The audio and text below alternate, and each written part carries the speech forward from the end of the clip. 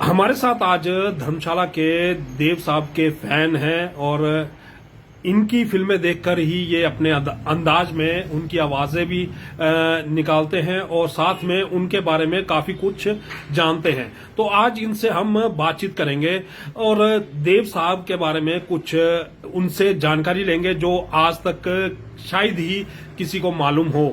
और शुरुआत में हम उनसे जानेंगे कि देव साहब के फैन आप किस तरह से हुए। राजेश जी, क्या हाल है आपके? बढ़िया सर, बढ़िया। तो आप देव साहब के बारे में हमसे पूछना चाहते हैं। तो मैं बचपन मतलब 8-9 से उनका फैन हूँ। हुआ क्या कि मैं बाल मेरे बहुत अच्छे थे, अब तो थोड़े कम हो गए हैं, लेकिन मैं हेयर स्टाइल बनाता था ऐसे पफ का। तो किसी ने बोला कि आप तो देव साहब की तरह लग रहे हैं। और मैं उस टाइम भी देव साहब का फैन था। तो देव साहब जैसा लेजेंड आदमी मुझे नहीं लगता कि आज तक कोई वैसा हीरो हुआ है। आप चाहे बॉडी बिल्डिंग करके बॉडी बना लीजिए, कुछ कर लीजिए, लेकिन देव साहब नेचुरल थे।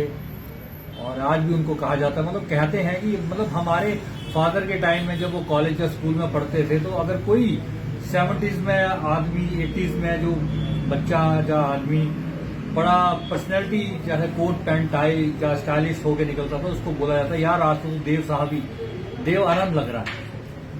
जैसे जिसके बाद बड़ी शक्ति होती थी उसके लिए कहा जाता है कि यार तू दारा सिंह है। तो वही है।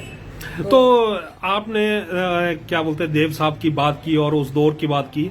आपने पहली फिल्म कौन सी उनकी देखी और आप एडमायर तो हुए उनकी कलाकारी से, तो पहली फिल्म कौन सी देखी थी आपने?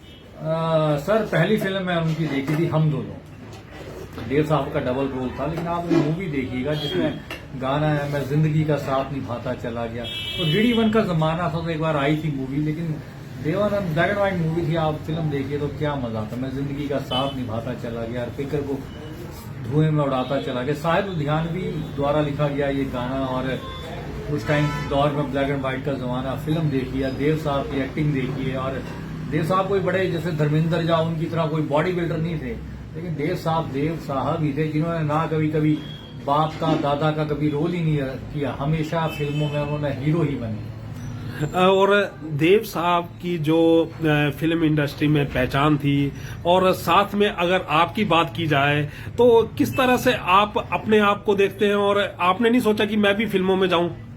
देखिए अपनी शक्ल तो है नवाजुद्दीन सिद्दीकी की तरह। नवाजुद्दीन सिद्दीकी से लेजेंड एक्टर। मैंने ये सोचा था कि अगर वो हीरो बन सकता तो मैं भी बन सकता हूँ, लेकिन हमारा इतना वो बड़ा शौक नहीं था। लेकिन देव साहब है, हम देव साहब का कहाँ मुकाबला कर सकते हैं। तो देव साहब तो बहुत ही, मैं तो बदलूंगा कि आप बोलेंगे कि भगवान होते हैं, लेकिन मेरे लिए देव साहब भगवान है। अच्छा, भगवान की बात की तो आपको आकाशवाणी में भी मौका मिला और आज आप आकाशवाणी में अनाउंसर भी हैं। तो देव साहब के अधिकतर आप गाने जरूर चलाते हैं, तो इसके पीछे क्या राज है? ये है कि प्रोग्राम होता है आकाशवाणी धर्मशाला में, मैं एक अनाउंसर हूँ, लेकिन पुराने गानों का जब कार्यक्रम होता है तो मैं देव साहब के 1-2 गाने जरूर चलाता हूँ, क्योंकि मैं उनका फैन हूँ और शुरू से रहा हूँ और मुझे अच्छा लगता है। अच्छा, थोड़ा सा जो आज की पीढ़ी है और जो पुराना दौर था फिल्मों का, तो उसको किस तरह से कंपैरिजन करेंगे आप? देखिए पुराना दौर जो फिल्मों का था, जब पुराना जमाना था, वो बहुत ही अच्छा था। कहते हैं ना ओल्ड इज गोल्ड। आजकल तो नकली जिंदगी, चाहे आप सामाजिक ले लो, चाहे आप फिल्मों में ले लो, आप सुनते ही होंगे कि आजकल की एक ही मतलब खानदान का, मतलब वो थोड़ी है कि देव साहब थे या धर्मेंद्र थे, कोई भी था, वो अपनी मेहनत से आए थे। आज आप हीरो हैं, आपका बेटा भी हीरो होगा, उसका बेटा भी हीरो होगा। तो वो बस यही है कि दौर चला है और इसमें भी वही है कि भाई भतीजा बात है। और गानों की बात कीजिए तो पुराना आप गाना सुनिए, हर दौर का गाना रफी साहब ने गाया देवानंद के लिए, हर किसी के लिए, या मन्ना डे साहब ने गाया। हर गाने की अलग ही धुन है।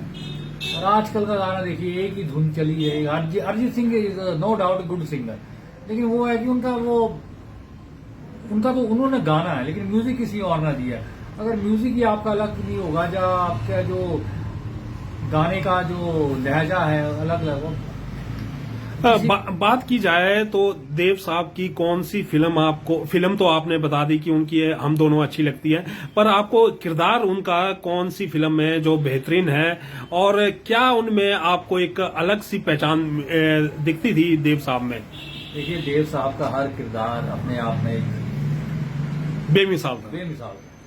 लेकिन मुझे सबसे बढ़िया लगा गाइड। आप गाइड मूवी, मैं कहना चाहूंगा दर्शकों को, गाइड मूवी जरूर देखिए। तो गाइड शायद कॉलेज में भी दिखाई जाती थी, पढ़ाई जाती थी, इसके पीछे क्या आप? ये धर्मशाला कॉलेज में, जहाँ हमारे कॉलेजेस में है उस समय, अब तो पता नहीं, तो 3 सब्जेक्ट होते थे, 2 आपने पास करने होते इंग्लिश में। लेकिन मैंने देखा कि ये तो एग्जाम में तो तीनों आएंगे, लेकिन जो एग्जाम आपको 2 का ही करना है। लेकिन मैंने स्कूल कॉलेज में गाइड नहीं पढ़ाई जाती थी, गाइड फिल्म की कहानी नहीं पढ़ाई जाती थी, लेकिन मैंने वो क्लासेस बंक की थी। लेकिन जब मैंने एग्जाम आया तो मैंने गाइड की मुझे स्टोरी पता थी, थोड़ा बहुत महीना पढ़ा मैंने इंग्लिश का एग्जाम उसी में दिया। अच्छा, तो देव साहब के थोड़ा सा आप कोई डायलॉग आपको याद आ रहा हो तो प्लीज आखिर में वो सुना दीजिए। देखिए, देव साहब के तो बेमिसाल, हम तो कौन है उनके डायलॉग सुनाने वाले, लेकिन आपको एक डायलॉग मैं जरूर सुनाऊंगा। वो डायलॉग है गाइड मूवी से। जब वो देव साहब थोड़े उदास से थे, अपना गिलास उसको कहते हैं जाम भर के बैठे हुए थे, तो उनके जो मैनेजर देव साहब के आते हैं रूम में, और वो कभी सुनिएगा, वो यूट्यूब में मिलेगा। तो मैनेजर साहब कहते हैं, क्या बात है सर, आज आप अकेले पी रहे हैं।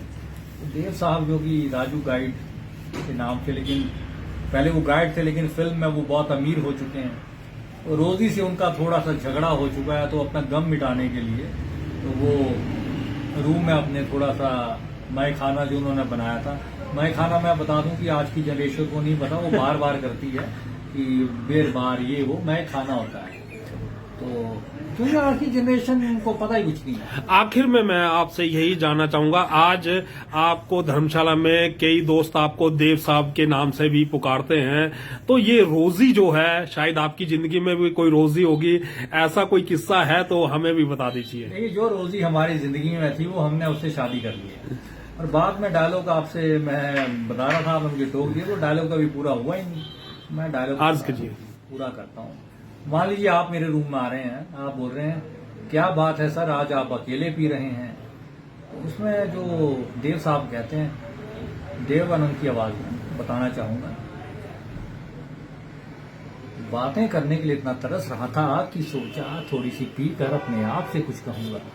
ये जिंदगी में एक नशा है दोस्त, जब चढ़ता है तो पूछो मत क्या आलम रहता है, और जब उतरता है तो दिन ढल जाए, हाय रात न जाए, तू तो न आए, दिल याद सताए। और जिस रोजी की आप बात कर रहे हैं, उस रोजी से हमने शादी कर ली। चलिए, जो भी दर्शक हमारे साथ इस लाइव स्ट्रीम में जुड़े हैं, और इस लाइव स्ट्रीम को आप कमेंट में जरूर बताइए कैसी लगी ये चर्चा, और मिलते हैं आपके साथ अगले लाइव में।